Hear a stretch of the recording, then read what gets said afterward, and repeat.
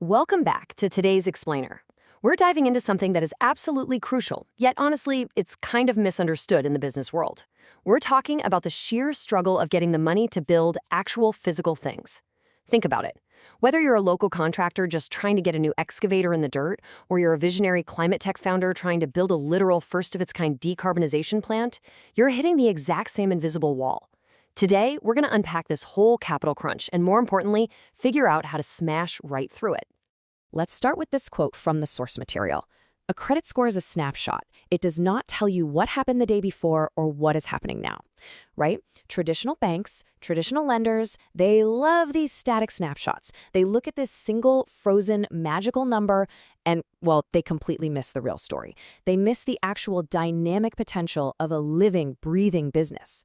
So a low score might scream red alert, massive risk to some banking algorithm, but if you look at the human story, it might just mean, hey, this is a hardworking operator who hit a really rough patch, but managed to keep the lights on. So here's our roadmap for today. First, we'll look at the snapshot versus the story. Then we're going to talk about the reality of financing iron with bad credit. After that, we'll zoom way out to the macro level to tackle the Climate Folk Challenge, dig into some proven playbooks for de-risking, and finally, we'll look at the true cost of waiting. All right, let's jump right in. Section 1. The snapshot versus the story.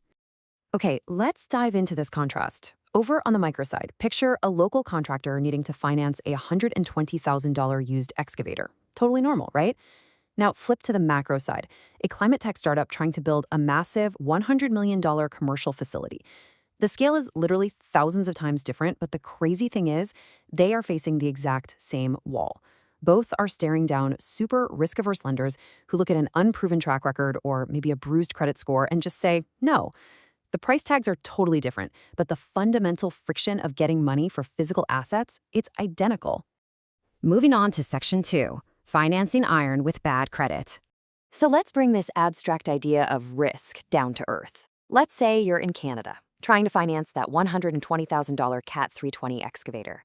That snapshot we talked about, it dictates the whole game.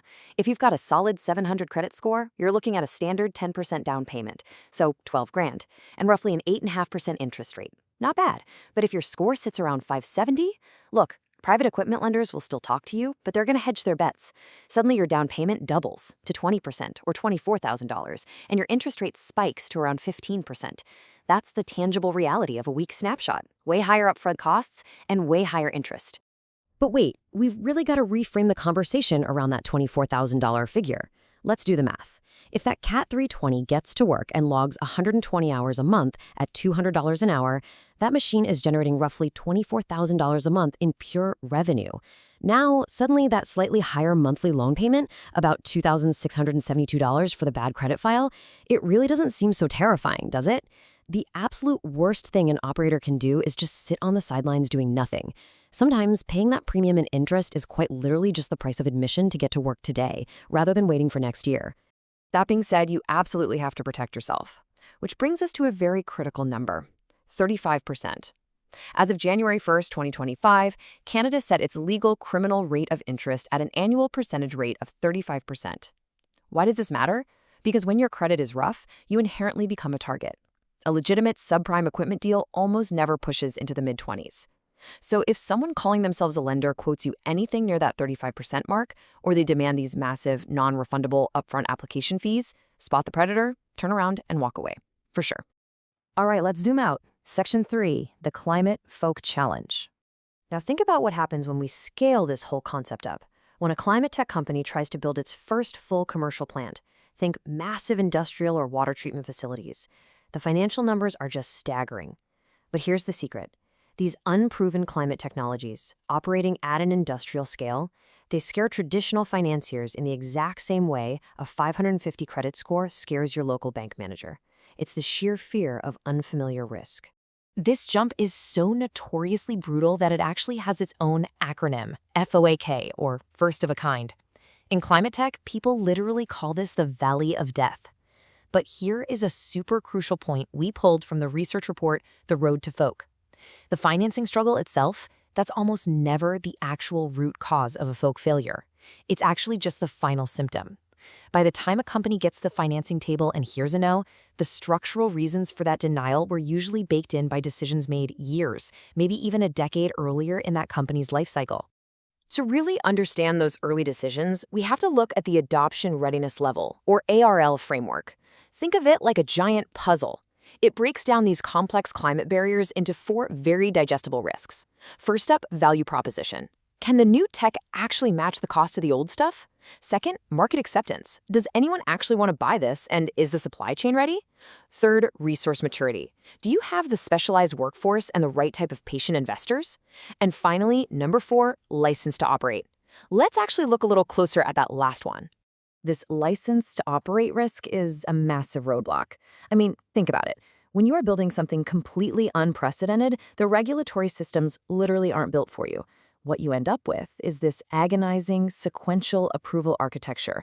You've got environmental impact assessments, land use authorizations, safety certifications, and they all have to be done one after the other, not at the same time. Because, why do things efficiently when you can do them in the absolute slowest sequence possible, right? There's no unified timeline, no single lead agency, and this fragmented, unpredictable mess, that is exactly what makes financiers panic and slam the brakes on their capital. So, let's talk solutions. Section 4, playbooks for de-risking. Let's walk through this shared blueprint for success, because the logic is exactly the same, whether you're buying iron or building a mega plant. Step 1, prove the collateral. For a contractor, that means buying a newer machine from a trusted major brand so the bank trusts its resale value.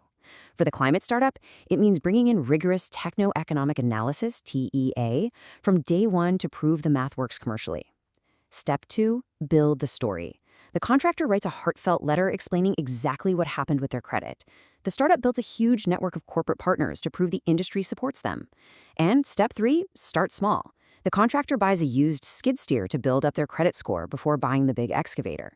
The startup focuses on gradual, smaller-scale operational de-risking instead of blindly rushing to build a mega facility. Like I said, the logic is identical. Which brings us to a really fascinating tool in the macro playbook, blended finance. Now, blended finance is where you layer public, private, and corporate capital together to distribute massive project risk. But let's simplify that. If you're that micro contractor with a bad credit score, what's your absolute best move? You go out and get a cosigner with perfect credit, right? You literally substitute their good risk profile for your bad one. Blended finance is exactly that same strategy, just scaled up to a $100 million deal. Startups use government grants or massive corporate partnerships as their cosigner. That makes the traditional private investors comfortable enough to, finally, open up their checkbooks. And finally, Section 5, the cost of waiting. Look, whether you are a local business owner agonizing over a 15% interest rate, or you're a climate tech founder staring down the grueling FOAK valley of death, waiting for perfect conditions is a trap. It's an illusion. Sitting it out because your credit isn't spotless, that literally costs you the revenue that new machine could be generating for you right this second. And zooming out to the macro scale, sitting on game-changing climate innovations while waiting for some mythical, risk-free investment climate, that literally costs us the future of our planet. The future landscape we all want depends entirely on immediate, calculated action today. So it all boils down to one final, really crucial question. Is the premium you have to pay today, whether that's a painful high interest rate, dealing with incredibly complex blended finance structures, or fighting through endless bureaucratic red tape, is that premium worth the revenue and the future that you build tomorrow? Everything we've unpacked in the sources today strongly suggests that, yeah, it absolutely is. Keep learning, keep building, and I will see you in the next explainer.